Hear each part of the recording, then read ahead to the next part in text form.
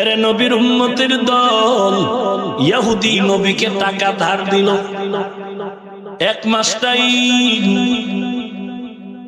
নবী বললেন কত? 1 মাস পরে টাকা দিব। বলে না, আমাকে 80 মণ খেজুর দিলে হবে।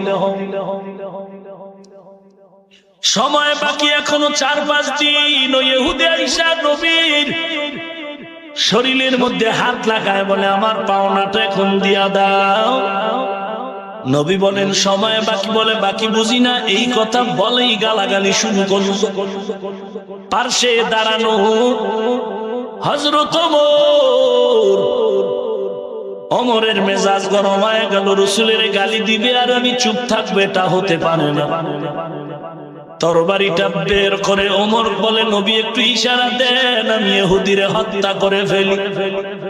মদিনার নবী বলেন, ওমর খবরদার, চোখের ইশারায় কারো ক্ষতি করা আমি নবীর জন্য হারাম।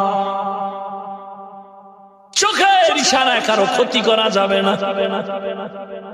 তো লোকটা গালি দেয় কেন? নবী বলেন, ওমর তুমি যদি বাহাদুর হয়ে থাকো, তার পাওনাটা আদায় করার ফিকির করো, এটাই মূল কাজ। তার অধিকার আছে আমার কাছে চাওয়ার। ওমর বলে কিভাবে? বলে বাইতুল মালে যাও, বাইতুল মাল থেকে 80 মণ খেজুর দিয়ে দাও। ওমর বলে চল ইহুদি ভাই, মদিনার নবীর আদর্শের গোলাম আমরা, তোমার পাওনাটা দিয়ে দেই, চলো। ওমর চলছে। নবী আবার ডাকলেন, ওমর ইহুদির 80 মণ দেওয়ার পরে আলাদা 5 মণ খেজুর দিয়া দিবা আর বলবা নবীর পক্ষ থেকে হাদিয়া। ওমর বাইতুল মাল থেকে 80 মণ খেজুর দিয়ে আরো আলাদা 5 মণ দিয়া বলে নবীর পক্ষ থেকে আলাদা হাদিয়া। ইহুদি খেজুর নিয়ে বাড়ি যায় না, নবীর দরবারে হাজির। ডাক দিয়া বলে, ও পয়গম্বর, আমার পাওনা নেওয়ার তো কোনো টাইম লাগে না, লাগবে না। আমি ইচ্ছা করে আজকে আপনার সামনে আসলে, আমি বহু পরীক্ষা করেছি, সব পরীক্ষায় পাস করেছেন, একটা পরীক্ষা বাকি ছিল। কেমন আখলাক আর কেমন ধৈর্য আপনার আমি দেখলাম। আপনি পুরাপুরি পাস করেছেন, গালির জবাব দেন নাই। ওমর দিতে চাইছিল, তাও আপনি বারণ করেছেন। নবী আমারে মাফ করে দেন।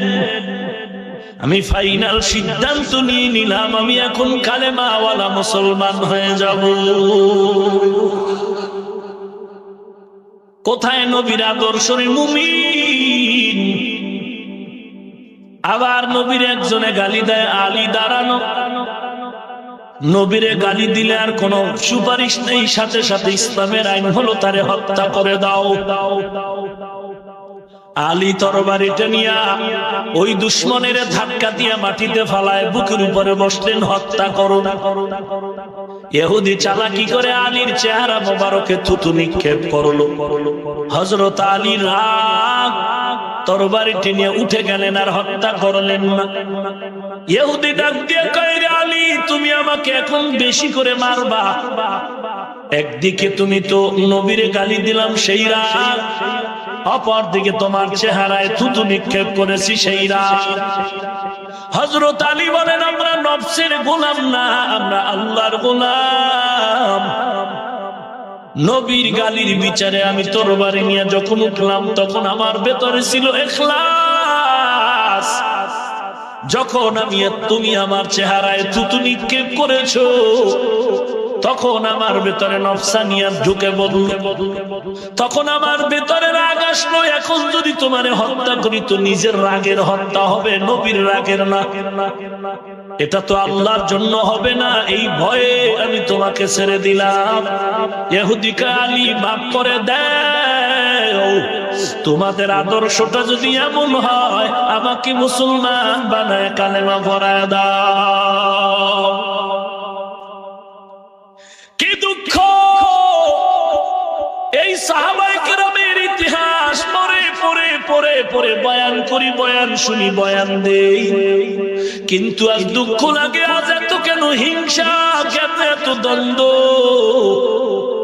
যদি এই ইতিহাসগুলো আমরা বালিশে মাথা লাগায় ভাবতাম, তাহলে কওমি কওমি, দেওবন্দি চরমনায় আলিয়া বুঝতাম না, তাবলিগ বুঝতাম না, সবাই দ্বন্দ্ব ভুলে বুকে বুকটা লাগায় নিতাম। এখন তো সাপ পেজির লড়াই চলছে, সাপ পেজির লড়াই, স্বার্থে টানে কত বেয়াদব আলেমের গায়ে হাত তুলেছে।